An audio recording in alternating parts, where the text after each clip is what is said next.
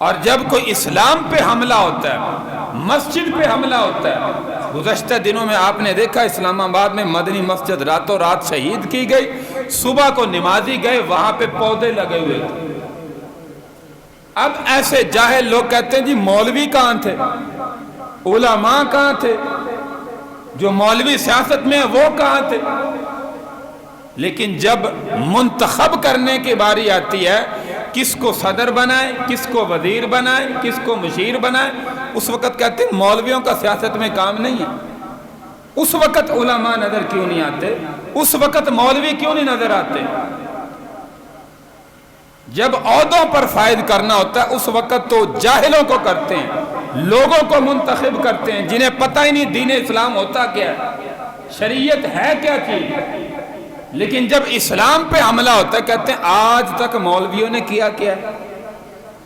میرے بھائی آپ اپنا اپنا کردار بتائیں، آج تک آپ نے مولویوں کو ووٹ کتنے دیے؟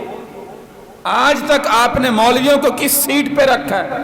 اور الحمدللہ ثم الحمدللہ میں کہتا ہوں جتنی بھی سیٹیں ہیں اس وقت بھی پاکستان کی عوام عقل مند انسان ماننے کو تیار ہے، جو کردار جو ہے وہ اس وقت صحیح علماء کر رہے ہیں۔ تھوڑی سی سیٹیں اسمبلی میں ہونے کے باوجود اسلام کا نفاذ قائم کر رہے ہیں، خدا کی قسم وہ ساری دنیا کے لوگ بھی جانتے ہیں اتنا اس وقت وزیر اعظم اور صدر کی سیٹ پر بیٹھنے والا بھی نہیں کرتا۔ اس لیے میرے بھائیو علماء کو سپورٹ کریں، اصل میں سیاست کرنا کام ہی علماء کا ہے۔ اللہ کے نبی میں نے کہا مسجد نبوی میں بیٹھ کے فیصلے کرتے تھے، ابوبکر صدیق رضی اللہ تعالی عنہ، حضرت عمر بن خطاب رضی اللہ تعالی عنہ، حضرت عثمان غنی رضی اللہ تعالی عنہ، حضرت علی المرتضی شیر خدا رضی اللہ تعالی عنہ، یہ سارے کے سارے فیصلے عوام کے بیٹھ کے مسجد نبوی کے اندر کرتے تھے، سیاست کرتے تھے۔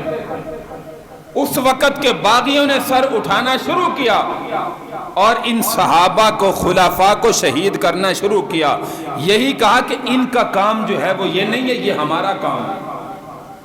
آج کے جاہل بھی کہتے ہیں یہ ہمارا کام ہے، مولویوں کا کام نہیں ہے۔ اس لیے مولویوں کے خلاف عوام کے دماغ کو بھی اتنا بھر دیا کہ آج عوام بھی نعوذ باللہ علماء سے نفرت کرتی نظر آتی ہے۔ تو اس لیے میرے بھائی علماء کا ساتھ دیں، جب ووٹنگ ہوتی ہے اس وقت بھی ساتھ دیں، علماء کو صدر وزیر اعظم کی کرسی پہ بٹھائیں، پھر اگر کوئی ایسی شریعت کے خلاف بات ہو پھر آپ اپنی آواز بلند کریں کہ ہم نے تمہیں بٹھایا کیوں، یہ کام کیوں ایسے ہو رہا ہے، مسجدیں شہید کیوں ہو رہی ہیں، یہ اسلام کے خلاف بل منظور ہو رہا ہے، تم کیا کر رہے ہو۔ لیکن ہم جب منتخب نہیں کرتے لیکن جب آواز کستے ہیں تو علماء کے خلاف کستے ہیں۔ ہر بندہ ایسے جاہلوں کی زبان پر یقین کر کے علماء کے خلاف نعوذ باللہ بولتا نظر آتا ہے۔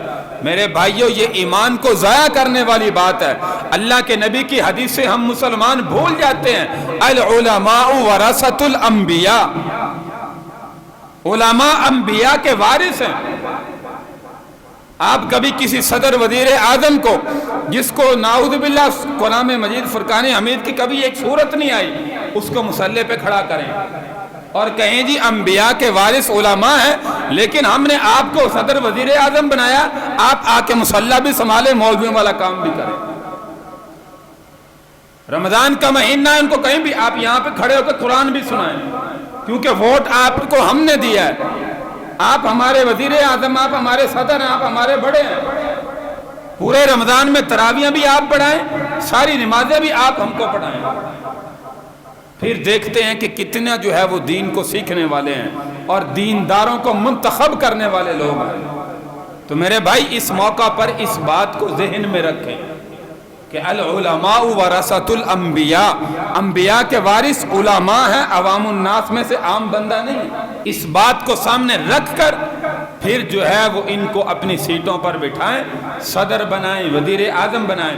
زندگی میں آپ اندازہ لگائیں، کبھی آپ ہر سال ہم 5 سال کے لیے اپنا نمائندہ منتخب کرتے ہیں، ایک دفعہ کسی عالم دین کو جس کو آپ سمجھتے ہیں یہ ہماری نظر میں ٹھیک ہے اس کو منتخب کر کے پھر 5 سال دیکھیں کیسی حکومت ہوتی ہے، کیا قرآن و حدیث کی روشنی میں ہوتی ہے یا اس کے خلاف ہوتی ہے۔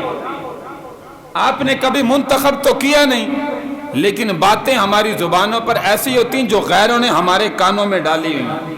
اللہ تبارک و تعالی ہماری ہدایت فرمائے، ہمیں صراط مستقیم پر چلنے کی توفیق عطا فرمائے۔